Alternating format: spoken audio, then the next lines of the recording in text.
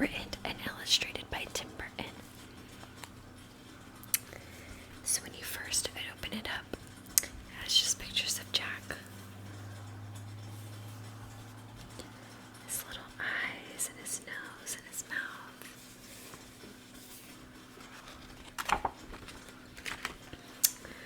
And then this is the 20th anniversary edition.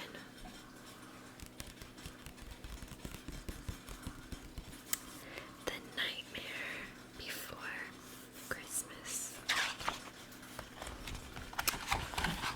Okay. And on the first page we have this drawing of this little pumpkin like snowman with the sky and the moon in the background. And it says, so this is the dedication page, and it says, Nightmare has always meant a lot to me. To revisit it after 20 years and adding a few additional illustrations has been a special experience. I hope you enjoy the new edition. There's like 0 in the corner. I love 0. Okay, so here's Jack on his pumpkin hill. Pumpkins. It was late one fall in Halloween land, and the air had quite a chill. Against the moon, a skeleton sat alone upon a hill. He was tall and thin with a bat bow tie. Jack Skellington was his name. He was tired and bored in Halloween land.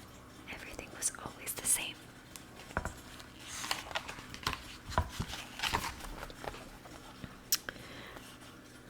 I'm sick of the scaring, the terror, the fright. I'm tired of being something that goes bump in the night. I'm bored with leering my horrible glances, and my feet hurt from dancing those skeleton dances.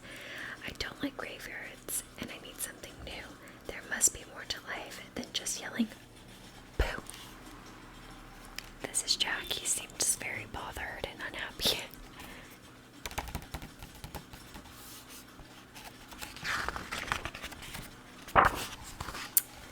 And then there's Zero. He's so cute with this little pumpkin nose. It's like glistening. Then out from a grave with a curl and a twist came whimpering, whining, a spectacle mist. It was a little ghost dog with a faint little bark and a jack-o'-lantern nose that glowed in the dark. It was Jack's dog, Zero, the best friend he had, but Jack had hardly noticed, which made Zero sad.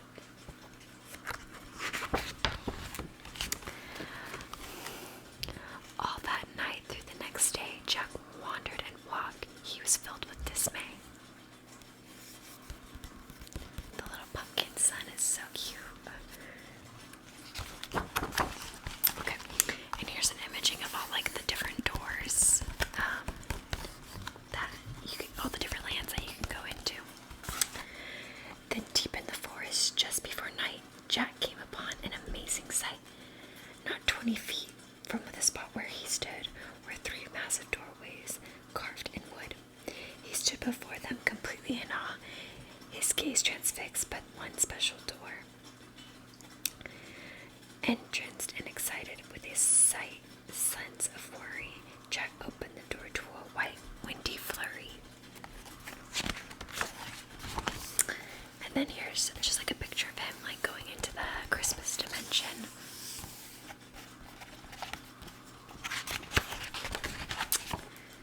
It's Christmas Town. Jack didn't know it, but he'd fallen down in the middle of a place called Christmas Town. Immersed in the light, Jack was no longer haunted. He had finally found the feeling he wanted. And so that his friends wouldn't think him a liar, he took the present-filled stockings that hung by the fire. He took candy and toys that were stacked on the shelves and a picture of Santa with all of his elves. He took lights and ornaments and the star from the tree. And from the Christmas Town side, he took the big letter C. He picked up everything that sparkled or glowed. He even picked up a handful of snow. He grabbed it all, and without being seen, he took it back to Halloween.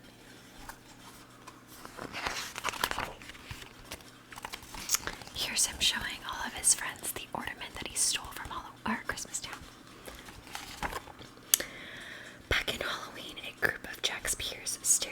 amazement at his Christmas souvenirs. For this wondrous vision, none were prepared. Most were excited, though few were quite scared.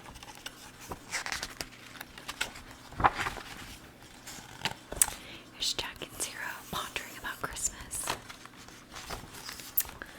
For the next few days, while it lightened and thundered, Jack sat alone and obsessively wondered, why is it they get to spread laughter and cheer while we stalk the graveyard spreading panic and fear? Well, I could be Santa, and I could spread cheer. Why does he get to do it year after year? Outraged by injustice, Jack thought and he thought, and then he got an idea. Yes, why not?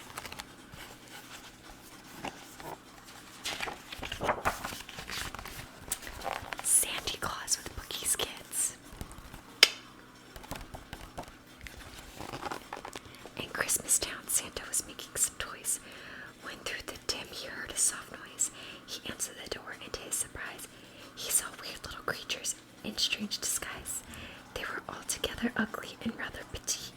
As they opened their sacks, they yelled, "Trick or treat!" Then a confused Santa was shoved into his sack and taken to Halloween to see Mastermind Jack. Here's Jack showing Santa Claus to all of his friends. And Halloween, everyone gathered once more, for they'd never seen a Santa before. And as they cautiously gazed at this strange old man, Jack related to Santa his masterful plan. "My dear Mr. Claus, I think it's a crime that you've got to be Santa all of the time. But now I will give my presents and I will spread cheer. We're changing places. I'm Santa this year. It is who I will say Merry Christmas to you. So you may lie in my coffin, creak doors, and yell boo. And please, Mr. Claus, don't think I'm ill of my plan, for I'll be the best Santa that I can." And though Jack and his friends thought they'd do a good job, their idea of Christmas was still quite macabre.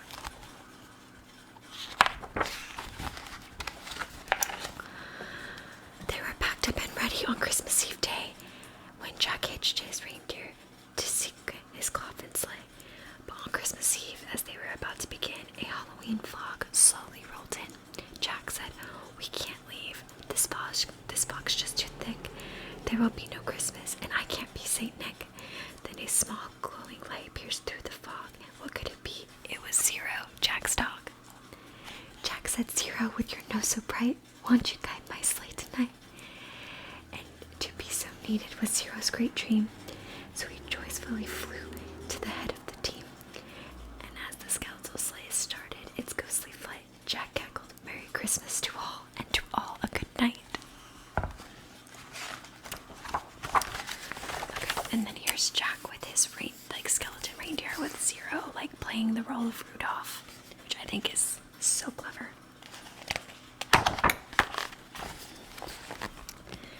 "'Twas the night before Christmas, and all through the house not a creature was peaceful, not even a mouse. The stockings all hung by the chimney with care. When opened that morning would cause a quite scare. The children all nestled so snug in their beds would have nightmares of monsters and skeleton heads. The moon that hung over the fallen new snow cast an eerie pall all over the city below, and Santa Claus's laughter now sounded like groans, and the jingling bells like chattering bones. And what to their wondering eyes should appear but a coffin sleigh with skeleton deer, and a skeletal driver so ugly and sick, they knew in that moment this can't be Saint Nick.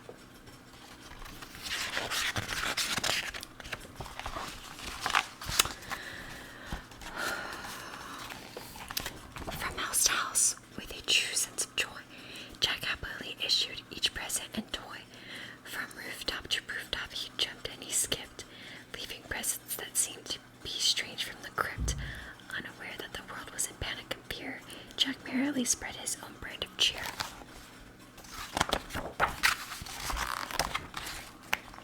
Santa Claus getting strangled by the wreath. He visited the house of Susie and Dave. They got a Gumby and Pokey from the grave. Then out of a home of little Jane Neiman, she got a baby doll possessed by a demon. A monstrous Jane with tentacle jacks, a ghoulish puppet wielding an axe, man-eating plant disguised as a wreath, and a vampire teddy bear with very sharp teeth.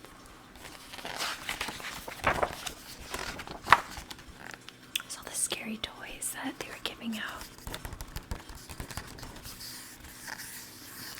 I think this guy's name is Ted, if I'm not mistaken. He's back in the sky. There were screams of terror, but Jack didn't hear it. He was much too involved with his own Christmas spirit. Jack finally looked down from his dark, starry frights and saw the commotion, the noise, and the light. Why, they're celebrating. It looks like such fun. They're thanking me for the good job that I've done. But what he thought were fireworks meant as goodwill were bullets and missiles intending to kill. Then amidst the barrage of an artillery fire, Jack urged Zero to go higher and higher, and away they all flew like a storm of a thistle until they were hit by a well-guided missile. And as they fell on the cemetery way out of sight, was heard Merry Christmas to all, and to all a good night. Jack pulled himself on a large stone cross, and from there he reviewed his incredible loss. I thought I could be Santa. I had such belief. Jack was confused and filled with such grief. Not knowing where to turn, he looked towards the sky. Then he slumped on the grave and started to cry. And as Zero and Jack lay crumpled on the ground, they suddenly heard a familiar sound. Santa Claus. My dear Jack, said Santa, I applaud your intent.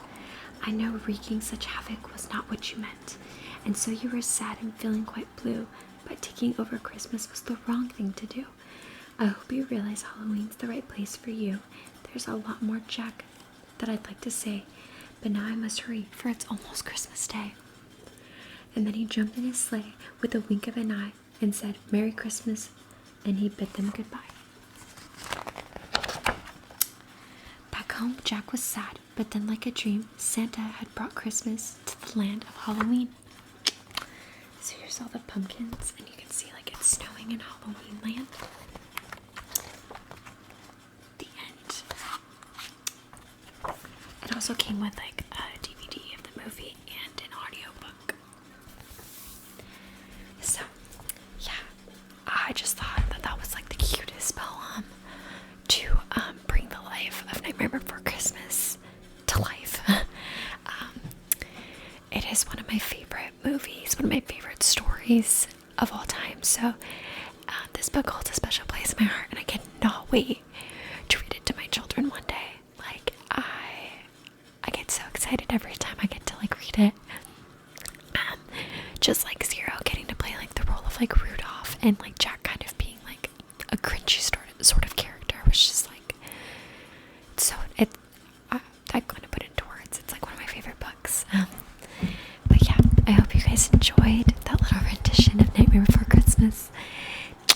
And if you like this video, be sure to give it a big thumbs up and subscribe down below. If you guys like these reading ASMR videos, let me know, because my husband is a